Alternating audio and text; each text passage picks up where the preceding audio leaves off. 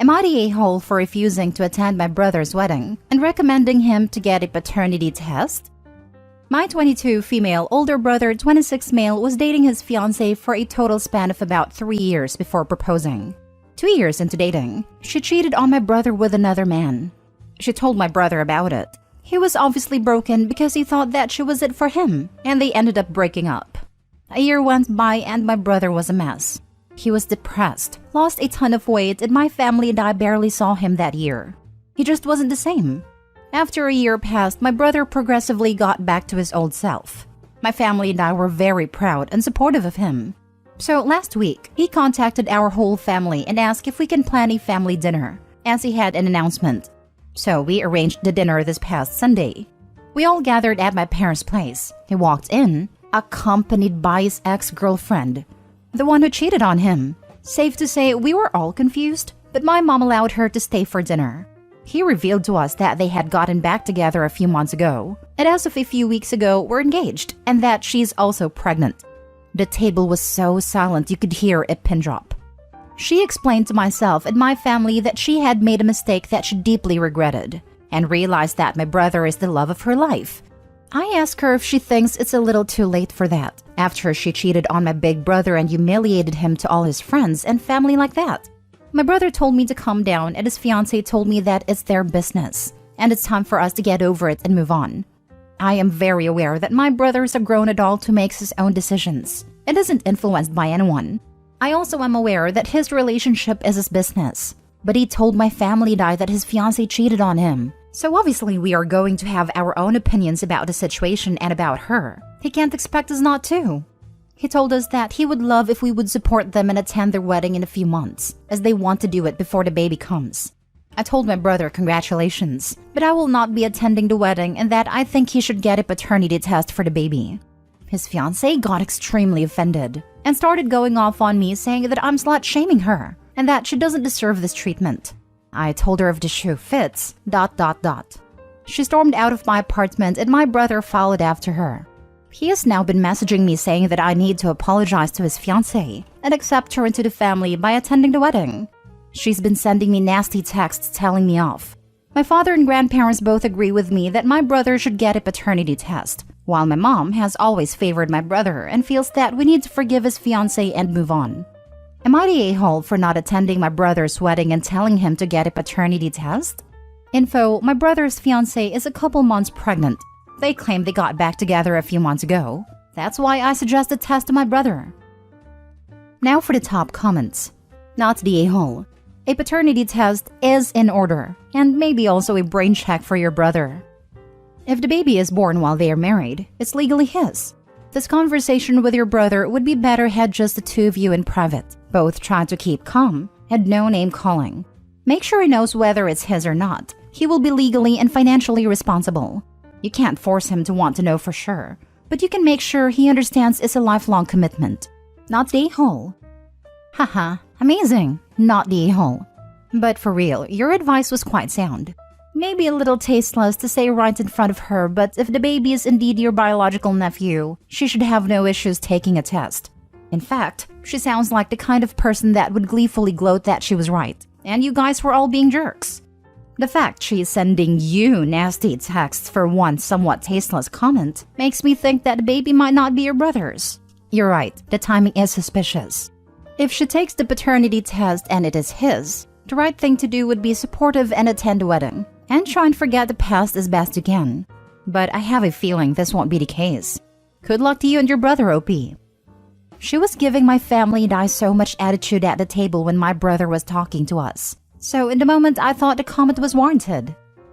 Oh, by all means, I think most people would have done the same. Next story. Am I the a-hole for not making my brother and his fiancée a wedding cake after they refused to pay me? I, 25 female, love to bake. It's a big passion of mine and something I love to do as a hobby in my free time. I have an Instagram account that I use to show off my work, which is mainly the cakes I bake and decorate. I make these cakes for family and friends for birthdays or special occasions like Christmas, Easter, etc. I never charge for these cakes, but I'm always compensated in some way by family and friends. They'll usually gift me money or a gift card to my favorite restaurants. or make me a dish in return as a thank you. Now, my younger brother 23 male and his fiancée 23 female were planning their wedding and asked me a few months in advance if I'd be able to make their cake for them.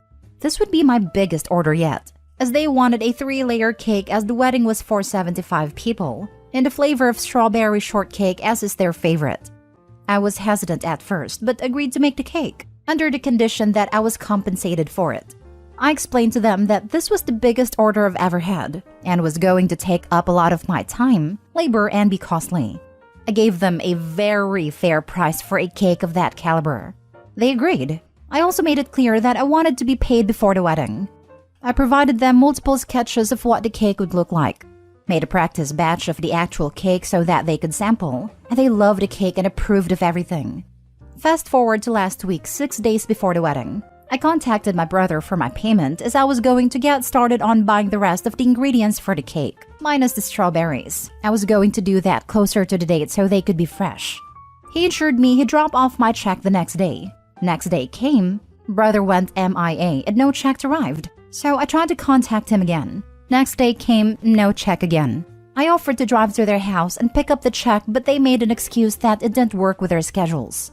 So, the day before the wedding, I contacted both my brother and his fiancée asking again. They blew up telling me that I'm a selfish witch for charging them, when I don't charge the rest of the family and that they refuse to pay, but demanded me to make the cake. I said no, and explained my terms again. They called me a selfish a-hole and said I better make the damn cake. I again said no. So the day of the wedding, I decided not to attend due to the amount of disrespect they showed me. Well, my brother, his fiancée, and her family are now blowing up my phone, sending me all kinds of nasty messages. My family are trying to stay out of it, but don't think I should have screwed them like that. Am I the a-hole for not making the cake after they refused to pay me? Edit. I was charging them $400. They knew exactly what they were doing. For anyone who is giving you a hard time about it, tell them you're certainly welcome to make a free wedding cake for them. Not the a-hole. Worst part is, it wasn't just for them. It was by no means a small wedding. It was for 75 people. That's a lot of cake. Not the a-hole. And for a 25-year-old woman, you have a remarkably good ability to set and enforce a boundary, and not be guilted into doing things. I think many people in your situation would have made a cake out of a sense of guilt, and then just be resentful afterwards for being out all the time and money. Then they'd be posting here wondering if they are the a-hole for being mad, and asking for the money over and over after the fact. Your way or the other way people would be mad, because they're entitled users. You shut it down on the front end. Well done. In fact, I would argue they still owe you about $50 for the time you spent making the sketches and the sample cakes. My money estimate is based on what you said about charging $400 for the full cake. Your brother and his now wife are entitled a-holes, but you're definitely not. You were upfront about the charges, and $400 for a 75-person wedding cake is pretty inexpensive. They agreed to this, and then tried to guilt you into doing it for free at the last minute. The fact that her family's piling on shows the familial level of entitlement going on there. This is the type of thing that would cause me to go either low contact or no contact. It doesn't sound like you'd be missing out on much. Next story. Am I the a-hole for being brutally honest with my friend before her wedding? My best friend for the last 10 years is getting married in a few weeks. This past weekend was her bachelorette party. She got quite wasted. But I don't drink a lot, so I played it safer and stayed pretty coherent. At one point, she was in the bathroom vomiting and crying, looking through pictures of her ex on Instagram. All the other girls were comforting her and talking about what a piece of trash he is, etc. The next maybe hour turned into fixation on her ex, how they should have been the ones married, etc. Her ex recently had a baby with his new wife, so I understand it may have opened old wounds, but they split up 5 years ago. I am also one of the few people who actually know why they split up. And all I can say is it was definitely her fault. After the hour, I tried to get us all out of the bathroom and continue the night. The next morning things seemed fine, but then my friend was going through her phone and saw she had called her ex 10 plus times. She freaked out, but the calls were also short and we assumed he didn't pick up. I told her she needed to delete his number from her phone and move on, because it wasn't fair to the guy she is marrying if she continues to be hung up on her ex. Everyone got really upset with me for being insensitive, and I was made to feel like it was my fault for letting her call him. Eventually, my friend asked me to go home early. I learned from one of the other bridesmaids that they spent the rest of the morning bashing me in addition to X. I was told that part of a bachelorette party is getting closure with old relationships, and my judgmental attitude ruined it for the bride-to-be. I talked to my sister about it, and she said while my friend was being ridiculous, that it's my job to put aside my feelings for the bride as maid of honor. We are all in our 30s though, and this seems very odd to me. Am I the a-hole? Edit. I just want to put this here as a lot of people keep asking I should tell her fiancé. In any normal situation I would agree, but in this case, she has been asked in the past to choose between him and her ex. She chose her ex, and made it clear to her now fiancé she would rather be with her ex. But her ex said he didn't want her and left, so she stayed with her now fiancé. So fiancé knows on some level, and telling him wouldn't be a big revelation, and likely wouldn't make him end the wedding. It would just make him sad and rub his nose in something that he is aware of. The other bridesmaids are not my friends. I'm only friends with the bride. Also, people keep asking why I am her friend. One main reason, as sad as it is, that I didn't have a real friend until university. The town I grew up in was very small and conservative, and I'm a gay woman. When I came out in high school, I became a pariah. She was the first person who was ever kind to me, ever stood up for me, and was my first friend. So I think maybe I have been more willing to turn a blind eye to her poor choices than I should be. But I am reconsidering that now. I do have a much better and broader support circle now, but I do think I see her as that kind freshman and sort of my savior, which clouded my judgment in not being more upset with her toxic choices over the years. Now for the top comments. I was told part of a bachelorette party is getting closure with old relationships.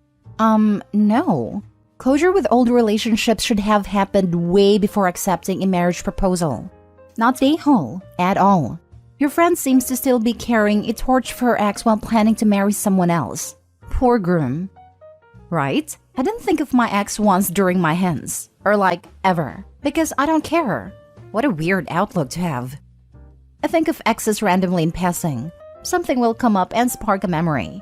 But I don't have any of their phone numbers, don't check out any of their social media, and I'm certainly not dwelling on any of them. It sounds like Opie's friend screwed up with his ex and can't let go. Friend probably isn't ready to marry someone else. Not the a-hole. I'll never understand these friend groups that never tell each other the real truth. She doesn't sound like much of a friend, to be honest.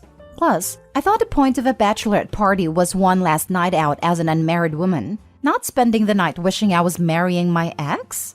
The fact is, I feel bad for the groom, because he's obviously second choice and he'll probably get treated like crap. The worst part is, she usually does say things like how important honesty is, and that friends are supposed to look out for each other, so I'm just very confused. With people like that, they are, until the truth is told to them. She probably felt threatened by you that hold knowledge others don't. She's probably scared you'll blow up her wedding. Don't worry, she will blow up her own marriage. Clearly not the a-hole here. You did nothing wrong in telling your friend to respect their partner and delete their ex's number. The group sounds problematic, and I hope you don't hold yourself in bad esteem because of their behavior. Thank you. My only worry is a lot of people do tend to say the bride is always right, so I worried I messed up. But I'm glad some people see it the way I did. Last story. Am I the a-hole for telling my husband's parents to stop telling people my name is Catherine and for embarrassing them in front of their friends? My name is Rin. Just Rin, not Catherine. But ever since my in-laws have met me, they have gotten the idea that my actual name is Catherine, and Rin is just the nickname. I have asked them not to introduce me or tell people it's my name, but they always go back to it. My husband and I took a small break from them when it continued, and they apologized and seemed to be doing better. Then for my mother-in-law's birthday, we were invited to celebrate with them, and a couple of her friends came up to me and asked if I was Catherine. They said mother-in-law talked all about me. I decided to get a little bit jokey instead of annoyed, and played upon it saying mother-in-law is so forgetful, and that I was so sorry she told them the wrong name. That I'll need to write my name on everything she owns so they don't forget. Her friends found it funny, but told her it was weird that she gave them the wrong name. She and father-in-law came up to me close to the end of the party, and I told them to stop telling people my name is Catherine, and they need to accept that my name isn't up to them. They claim I was rude and that it was awful for me to try and embarrass them in front of their friends, by joking with mother-in-law's friends. My husband told them they should have listened, but they're saying I took it too far, and maybe I did. Am I the a-hole? How are they unaware that they're embarrassing both you and themselves in front of their friends?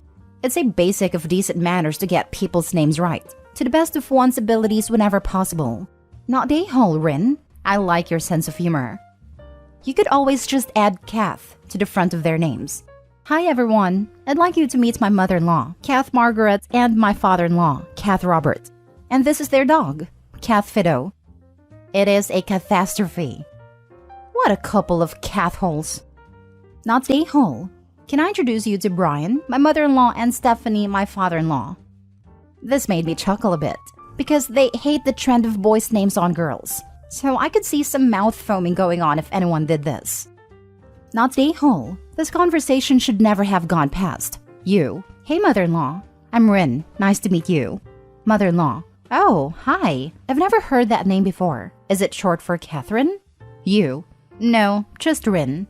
Mother-in-law. All right, nice to meet you, Rin. Because that's how a normal introduction goes with literally every sane person on the planet. My cousin's name is Jill. Just Jill, not Jillian. She had a teacher who refused to believe that her parents would be so juvenile as to name her a nickname, and called her Jillian. When parent-teacher night rolled around, the teacher kept talking about Jillian this and Jillian that. Finally, her dad said, "Who is Jillian? Our daughter is Jill." The teacher tried to correct him. It took a copy of her birth certificate and an intervention with the principal to get the teacher to stop. Some people are their own worst enemies.